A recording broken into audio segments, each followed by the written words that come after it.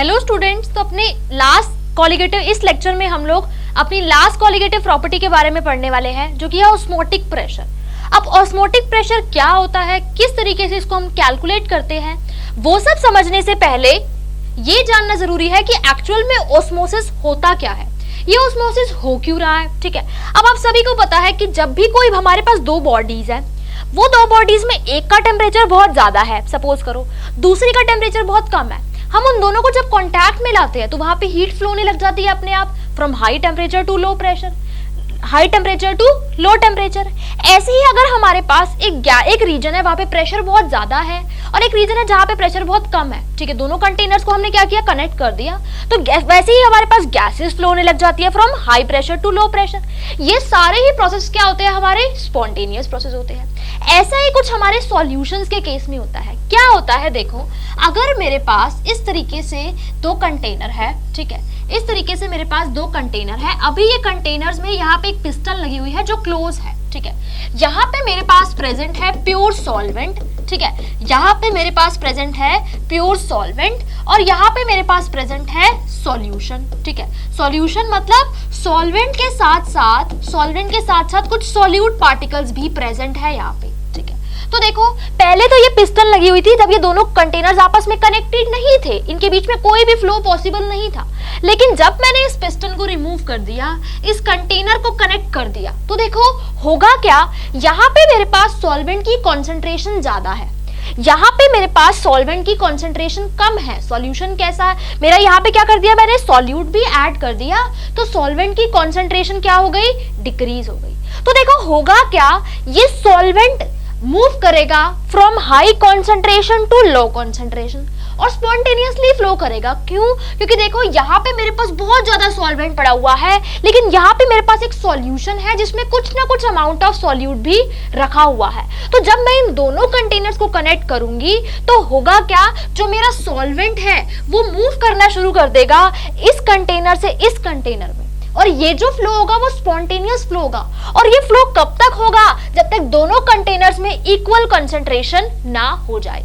इसी प्रोसेस को ही हम लोग ऑस्मोसिस बोलते हैं, ठीक है। तो देखो ऑस्मोसिस में हो क्या रहा है, प्योर सॉल्वेंट मॉलिक्यूल्स, याद रखना हमेशा, सॉल्वेंट मॉलिक्यूल्स फ्लो करते हैं from high concentration to low concentration, high concentration से लो कॉन्सेंट्रेशन की तरफ सॉल्वेंट मॉलिक्यूल्स का फ्लो होता है। इसी को ही हम लोग ऑस्मोसिस बोलते हैं, ठीक है। अब ऑस्मोसिस की आप लोगों ने काफी सारी एग्जांपल्स आप लोगों ने अपनी डेली लाइफ में भी देखे होंगे, ठीक है। एक्चुअल में होता क्या है, लाइक आपने देखा होगा कि कुकिंग करने के लिए रात को हम लोग जो राजमा होते हैं वो भिगो के रखते हैं, सोक करके रखते हैं। तो हम क्या करते हैं, राजमा को जब वाटर में सोक करते हैं तो वाटर जो है उनके अंदर, बीन्स के अंदर वहां पे फ्लो कर जाता है, उसको भी हम लोग ऑस्मोसिस बोलते हैं। क्योंकि देखो कंटेनर में वाटर की कॉन्सेंट्रेशन, सॉल्वेंट की कॉन्सेंट्रेशन बहुत ज्यादा है, लेकिन जो बीन्स होते हैं उनके अंदर वाटर बहुत कम होता है, तो इसीलिए वाटर वहां पे बीन्स के अंदर चल जाता है और वो स्वेल कर जाते हैं, ठीक है। इसी को ही हम लोग ऑस्मोसिस बोलते हैं, ठीक है।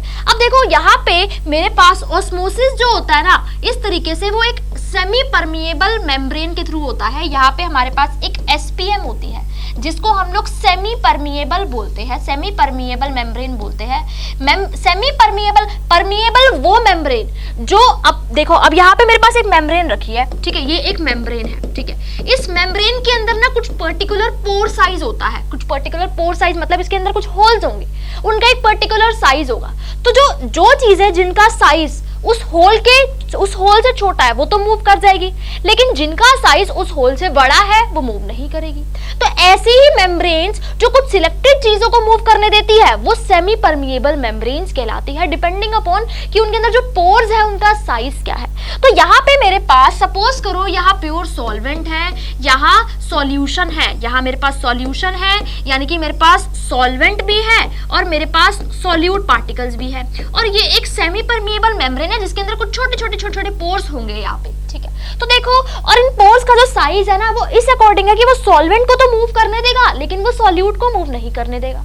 अब क्योंकि यहाँ पे मेरे पास प्योर सॉल्वेंट प्रेजेंट है, ये प्योर सॉल्वेंट इस सेमी परमिएबल मेम्ब्रेन के थ्रू सॉल्यूशन साइड में जाएगा, और कब तक जाएगा, जब तक दोनों जगह पे इनकी कॉन्सेंट्रेशन सेम ना हो जाए। इसीलिए इस मेम्ब्रेन को हम लोग सेमी परमिएबल मेम्ब्रेन बोलते हैं, और इस प्रोसेस को हम लोग ऑस्मोसिस प्रोसेस बोलते हैं। ये ऑस्मोसिस प्रोसेस आप लोगों ने अपनी डेली लाइफ में बहुत सारी कंडीशंस में देखा होगा। इवन हमारी बॉडी में भी जो आरबीसीज होते हैं वहां पे भी ऑस्मोसिस का प्रोसेस होता है, ठीक है। उसका एक एग्जांपल है, देखो जो हमारे ह्यूमन ब्लड सेल्स आरबीसीज होते हैं उनमें जो कॉन्सेंट्रेशन होती है आरबीसीज में वो होती है 0.9 के अराउंड, ठीक है। इनमें जो कॉन्सेंट्रेशन होती है 0.9 के अराउंड होती है। हम क्या करते हैं इन आरबीसीज जो हमारे ह्यूमन ब्लड सेल्स होते हैं 0.9% इनकी जो कॉन्सेंट्रेशन होती है, हमने क्या किया, इनको 3 तरीके के सॉल्यूशन में रखा, ठीक है। वो सॉल्यूशन हमने क्या लिया, NaCl का सॉल्यूशन, इसको हम ब्राइन सॉल्यूशन भी बोलते हैं, ठीक है। हमने क्या किया, आरबीसीज को 3 अलग अलग सॉल्यूशन में रखा। डिफरेंस क्या था, NaCl की कॉन्सेंट्रेशन का, ठीक है। डिफरेंस क्या था, NaCl की कॉन्सेंट्रेशन का। इसके अंदर कॉन्सेंट्रेशन होती है 0.9% W बाय वॉल्यूम। जब हमने इसको ऐसे NaCl सॉल्यूशन में रखा जिसकी कॉन्सेंट्रेशन भी थी 0.9% W बाय वॉल्यूम, तो देखो दोनों की ही कॉन्सेंट्रेशन सेम है, दोनों की ही कॉन्सेंट्रेशन ऑलमोस्ट सेम है, मतलब अमाउंट ऑफ सॉल्वेंट दोनों में सेम है। तो इनके केस में तो कोई भी मूवमेंट नहीं होगा, आरबीसीज हमारे एज इट इज रहेंगे, ठीक है। अब सपोज करो मैंने एक ऐसे सॉल्यूशन में रखा जिसकी कॉन्सेंट्रेशन 0.9% से कम है। अब इसकी कॉन्सेंट्रेशन तो 0.9% W बाई V है, लेकिन NaCl की कॉन्सेंट्रेशन 0.9% से कम है। मतलब ये कैसा सॉल्यूशन है, ये एक डाइल्यूटेड सॉल्यूशन है, ये एक डाइल्यूटेड सॉल्यूशन है। यहाँ पे वाटर की कॉन्सेंट्रेशन क्या है, ज्यादा है, वाटर की कॉन्सेंट्रेशन ज्यादा है। तो अगर यहाँ पे मेरे वाटर की कॉन्सेंट्रेशन ज्यादा है, अंदर वाटर की कॉन्सेंट्रेशन कम है, तो होगा क्या, वाटर मॉलिक्यूल्स फ्लो करेंगे NaCl सॉल्यूशन से आरबीसीज के अंदर। और अगर आरबीसीज के अंदर वाटर जा रहा है तो मतलब ये जो मेरे रेड ब्लड सेल्स है वो क्या हो जाएंगे, वो स्वेल हो जाएंगे, वो स्वेल हो जाएंगे। याद रखना, अगर हमारे NaCl की कॉन्सेंट्रेशन 0.9% से कम है तो वाटर जो है वो यहाँ पे मेरी वाटर की कॉन्सेंट्रेशन ज्यादा है, यहाँ पे वाटर की कॉन्सेंट्रेशन कम है, तो ये हाई यहाँ पे वो डाइल्यूट सॉल्यूशन से वो कॉन्सेंट्रेटेड रीजन में जाएंगे ऑस्मोसिस के थ्रू, और इस वजह से जो मेरे आरबीसीज है वो स्वेल हो जाएंगे, इस वजह से जो मेरे आरबीसीज है वो स्वेल हो जाएंगे। लेकिन अगर मेरे NaCl की कॉन्सेंट्रेशन 0.9% से ज्यादा है, लेकिन सेल की कॉन्सेंट्रेशन तो 0.9% ही है, तो बाहर वाला सॉल्यूशन कॉन्सेंट्रेटेड है, मतलब यहाँ पे मेरा वाटर कम है, लेकिन सेल के अंदर मेरी जो सेल के अंदर जो वाटर की कॉन्सेंट्रेशन है वो ज्यादा है, क्योंकि यहाँ पे कम कंसेंट्रेटेड सॉल्यूशन है, मतलब इसमें पानी ज्यादा होगा, लेकिन यहाँ पे पानी क्या होगा, मेरा कम होगा NaCl सॉल्यूशन में। अब क्योंकि ये मेरा मोर डाइल्यूटेड है, तो जो मेरा वाटर फ्लो करेगा वो आरबीसी से बाहर फ्लो करेगा टुवर्ड्स NaCl, और जब वाटर इससे बाहर फ्लो करेगा तो इस वजह से मेरे जो सेल्स है वो क्या हो जाएंगे, श्रिंक हो जाएंगे, सेल्स मेरे क्या हो जाएंगे, श्रिंक हो जाएंगे। तो ये जो सभी प्रोसेसेस है ये ऑस्मोसिस के थ्रू हो रहे हैं। तो जब हमारे पास कॉन्सेंट्रेशन 0.9% से कम थी, ऐसे सॉल्यूशंस को हम लोग हाइपोटोनिक सॉल्यूशंस बोलते हैं। जब दोनों की कॉन्सेंट्रेशन सेम है उनको हम लोग यहाँ पे 0.9% से ज्यादा है, इसको हम लोग हाइपरटोनिक सॉल्यूशंस बोलते हैं, इसको हम लोग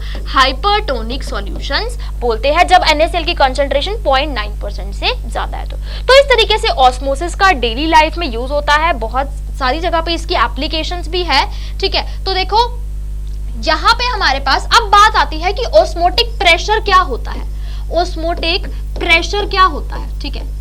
तो देखो हमारे पास 2 कंटेनर्स थे, ठीक है। एक में था क्या, प्योर सॉल्वेंट, एक में हमारे पास प्योर सॉल्वेंट था इस तरीके से, और एक में हमारे पास था सॉल्यूशन। ये मेरी एक सेमी परमिएबल मेम्ब्रेन थी, यहाँ पे मेरे पास सॉल्यूशन था। तो हो क्या रहा है, ऑस्मोसिस की वजह से प्योर सॉल्वेंट मूव कर रहा है from pure solvent to solution side. क्यों, क्योंकि यहाँ पे मेरी सॉल्वेंट की कॉन्सेंट्रेशन बहुत ज्यादा है, ठीक है। और ये सॉल्वेंट कब तक फ्लो करेगा, जब तक दोनों जगह पे, जब तक इक्विलिब्रियम ना आ जाए, मतलब तक कि दोनों जगह पे सॉल्वेंट की कॉन्सेंट्रेशन सेम ना हो जाए, तब तक मेरा ये सॉल्वेंट यहाँ पे मूव करता रहेगा। ठीक है, तो देखो यहाँ पे मेरे पास इस तरीके से कुछ वाटर फिल्डअप है, फ्लूइड फिल्डअप है। तो देखो एक टाइम ऐसा आएगा जब दोनों पे सॉल्वेंट की कॉन्सेंट्रेशन सेम होगी, ये जो लेवल है वाटर का ये भी सेम होगा।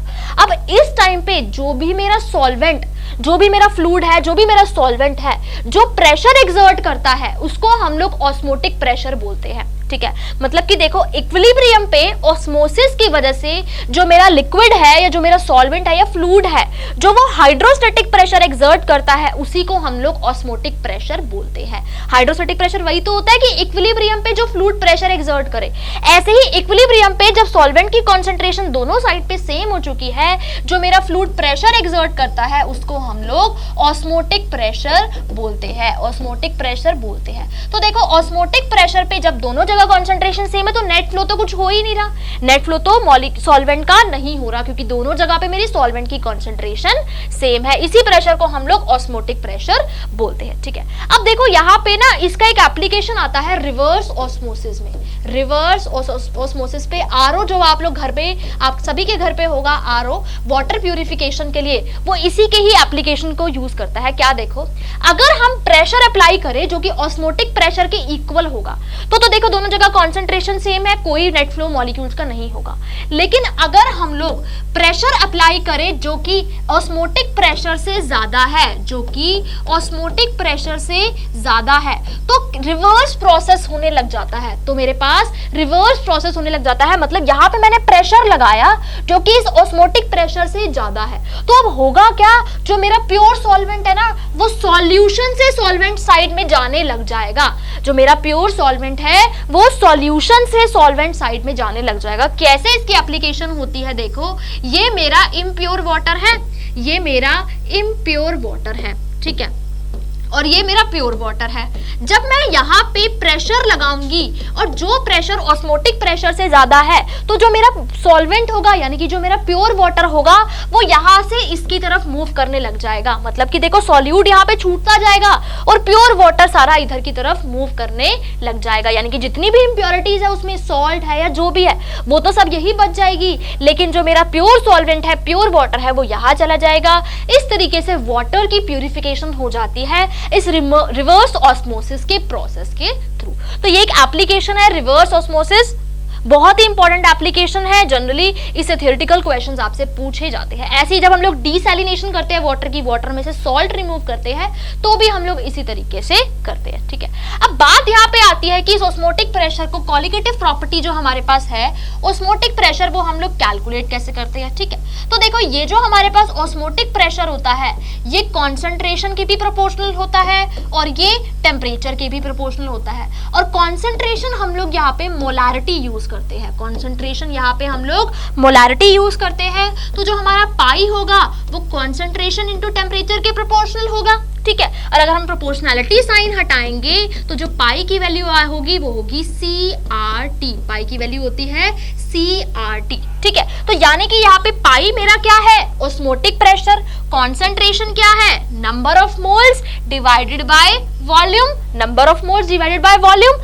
इनटू में R क्या है हमारा, गैस कांस्टेंट, और T क्या है, टेम्परेचर। अब देखो आपको सारी चीजें गिवन होगी, बस कुछ एक चीज निकालनी होगी। टेम्परेचर गिवन होगा, मोल्स गिवन होंगे, वॉल्यूम गिवन होगा, आपको ऑस्मोटिक प्रेशर कैलकुलेट करना होगा, या फिर ऑस्मोटिक प्रेशर गिवन होगा, आपको मास निकालना होगा, या फिर मोलर मास निकालना होगा। मतलब सभी चीजें आपको गिवन होगी, बस कुछ चीजें आपको निकालनी होगी। मोल्स को हम लिख सकते हैं given mass divided by molar mass.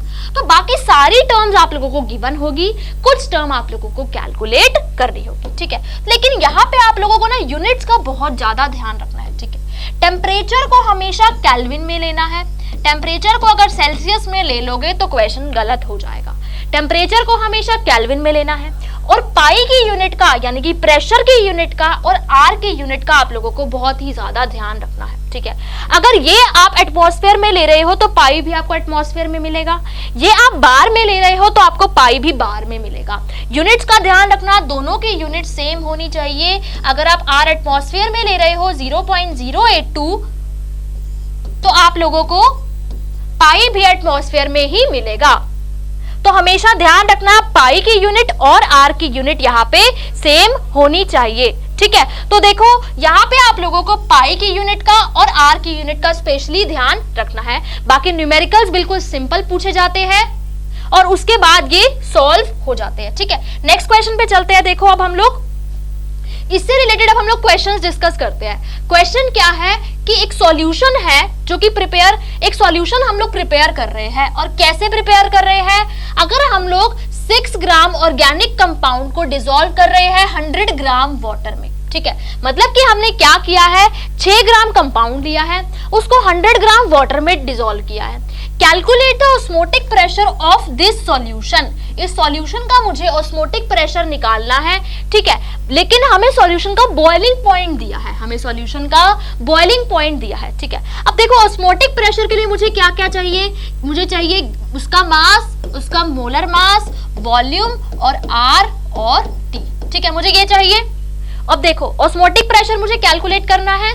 Given mass मेरे पास है ही, मोलर मास मुझे नहीं पता क्योंकि ऑर्गेनिक कंपाउंड के बारे में कुछ बताया ही नहीं है। ठीक है, वॉल्यूम भी हम लोग निकाल सकते हैं, अभी बताऊंगी कैसे। टेम्परेचर भी मुझे गिवन है, तो अगर मुझे मोलर मास मिल जाए मैं इसका ऑस्मोटिक प्रेशर इजीली कैलकुलेट कर सकती हूँ। ठीक है, मैं इसका ऑस्मोटिक प्रेशर बहुत इजीली कैलकुलेट कर सकती हूँ। तो बस देखो हमारे पास यहाँ पे एक दूसरी क्वालिटेटिव प्रॉपर्टी यानी कि एलिवेशन इन बॉइलिंग पॉइंट की कुछ ना कुछ इन्फॉर्मेशन दी है, उसी से ही हम लोग क्या करेंगे, बॉइलिंग पॉइंट निकालेंगे और फिर वहां से हम लोग यहाँ पे ऑस्मोटिक प्रेशर निकाल लेंगे। तो देखो वो बोल रहा है कि बॉइलिंग पॉइंट क्या है सॉल्यूशन का, 100.2 डिग्री सेल्सियस।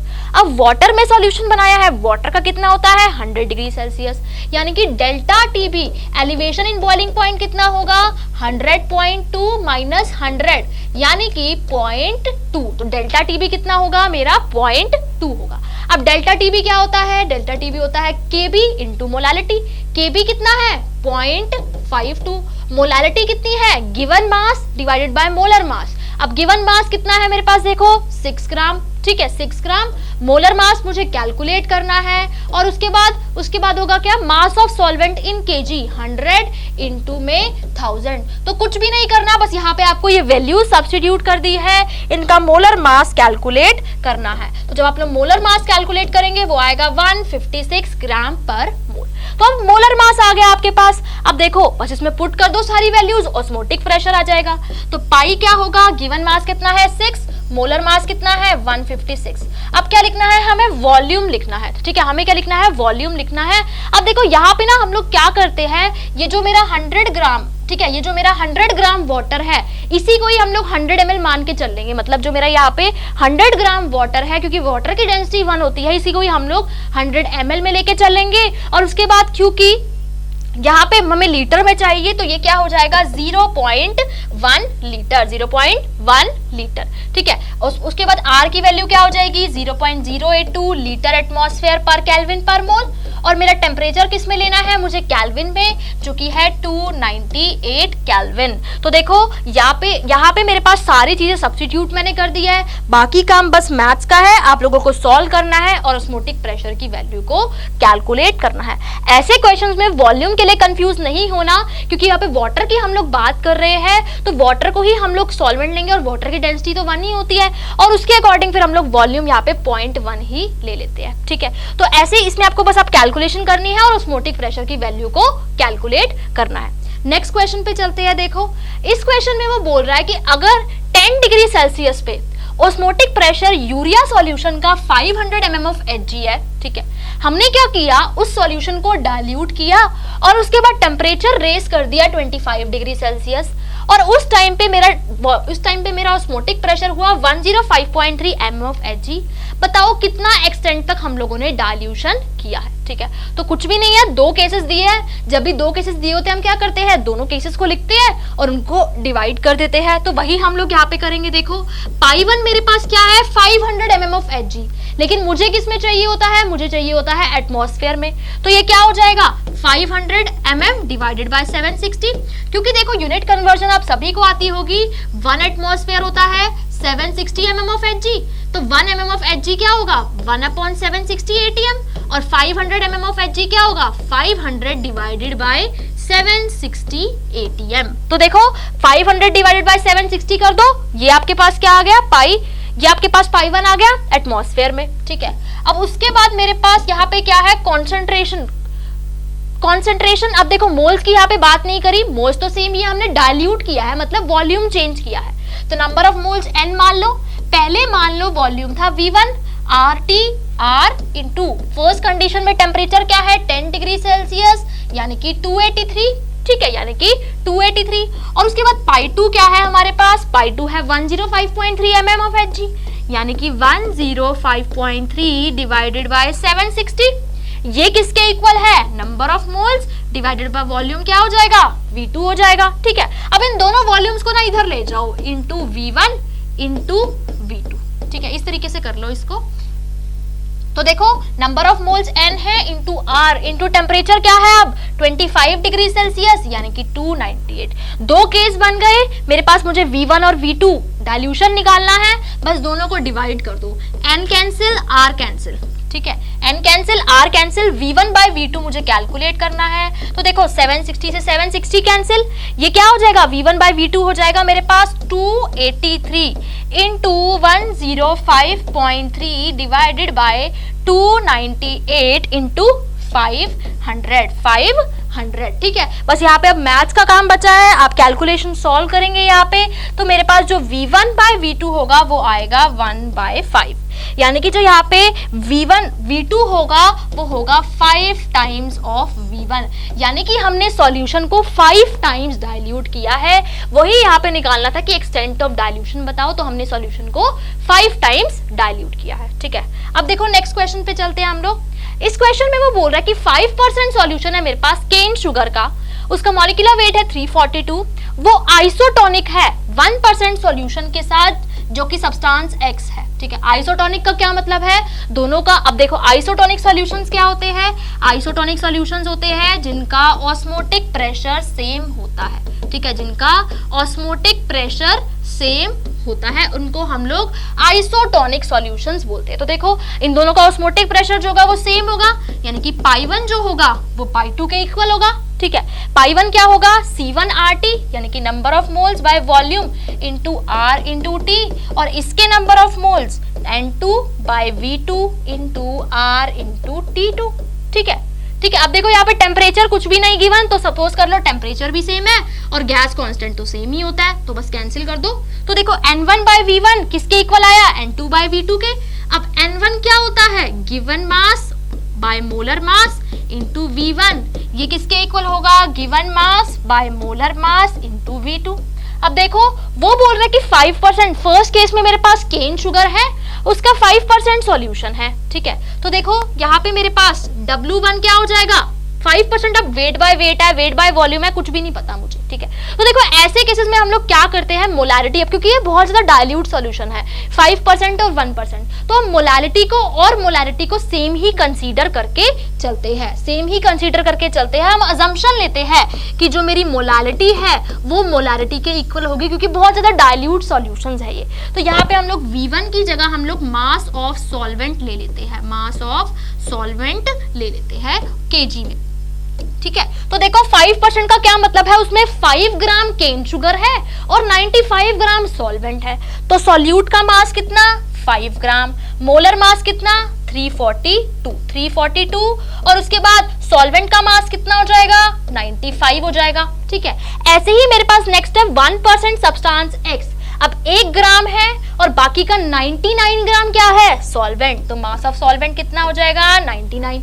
मोलर मास मुझे इसका कैलकुलेट ही करना है, तो कुछ भी नहीं करना, सॉल्व करना है और आंसर कैलकुलेट करना है। तो इसको सॉल्व कर लेना, आंसर निकाल लेना, बस कुछ भी नहीं है। जब भी दो कंडीशंस गिवन हो दोनों कंडीशंस को लिख लो और उसके बाद दोनों कंडीशंस को डिवाइड कर दो, आंसर आ जाएगा। और ऐसे केसेस में हम लोग ये कंसीडर करके चलते हैं कि बहुत डाइल्यूट सॉल्यूशन हम लोग वहां पे ले रहे हैं, और इसी वजह से हम लोग कॉन्सेंट्रेशन को और मोलालिटी को जनरली सेम मान के चलते हैं, ठीक है।